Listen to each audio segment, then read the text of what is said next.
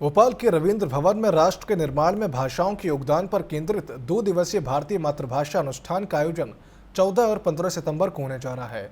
भारतीय मातृभाषाएं सभ्यता संस्कृति पर केंद्रित इस अनुष्ठान में खड़ी बोली हिंदी में अवधी, ब्रज, भोजपुरी, मैथिली, छत्तीसगढ़ी, बघेली और तेलुगु समेत कई भाषाओं बोलियों के संवर्धन पर चर्चा की जाएगी। भारतीय मातृभाषा अनुष्ठान को लेकर मुख्यमंत्री के संस्कृति सलाहकार और वीर भारत न्याय के सचिव राम तिवारी से खास बातचीत की हमारे वरिष्ठ सहयोगी प्रिंस गुप्ता ने।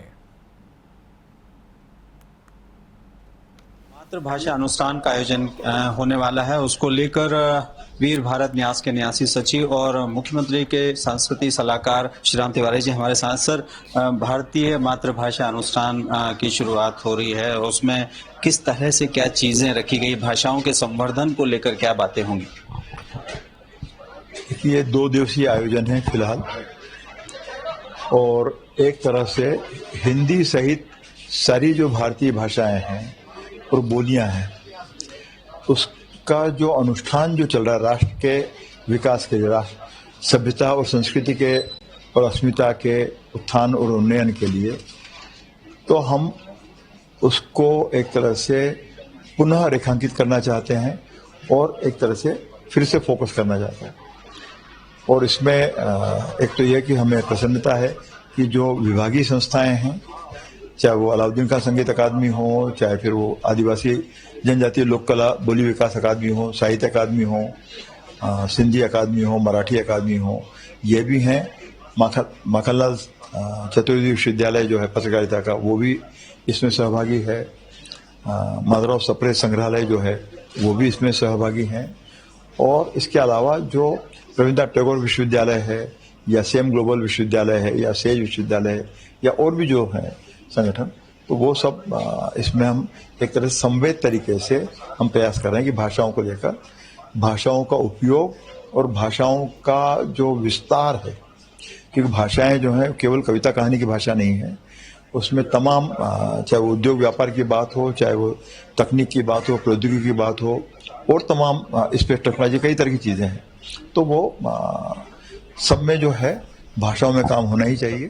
अटल जी ने यहाँ रहकर काफी कुछ काम किया है, तो इन लोगों के साहित्य से भाषा को और कितनी उर्वरता मिलेगी, और उसका जिक्र भी इस अनुष्ठान में होगा ना।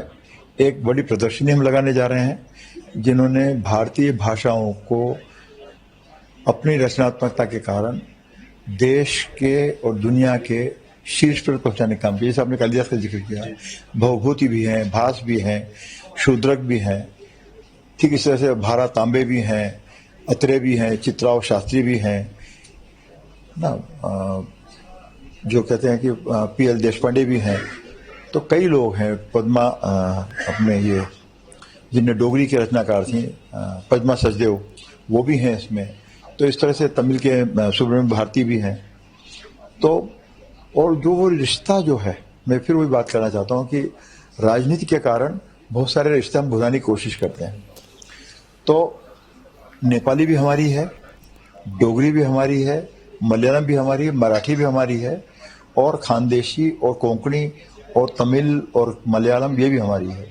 केवल इस रिश्ते को हम भाषाओं के उसके व्यवहार के कारण, एक दूसरे के प्रति सद्भाव के कारण ही हम उसको एक तरह से सह सकते हैं, संरक्षित कर सकते हैं। वो हमारी कोशिश है। जी बिल्कुल। तो ये तो बात की हमने श्री राम तिवारी जी से, जो भारतीय भाषा मातृभाषा अनुष्ठान करने वाले हैं, हो रहा है सरकार की ओर से, और उसमें तमाम तरह से जो गुणी और ज्ञानी लोग हैं वो जुड़ेंगे, और निश्चित तौर पर कहीं ना कहीं भाषाओं के संवर्धन और भाषाओं को कहीं ना कहीं आम जन तक पहुंचाने की बात और चर्चा करेंगे। और निश्चित ही जब ये अनुष्ठान होगा तो उसमें कई लोग जुड़ेंगे और कहीं ना कहीं अपनी बात रखेंगे, और आने वाले समय में तमाम भाषाएं जो कहीं विलुप्त हो चुकी हैं, बोलियां जो विलुप्त हो चुकी हैं, उन सभी को आगे बढ़ाने की पूरी कवायद होगी।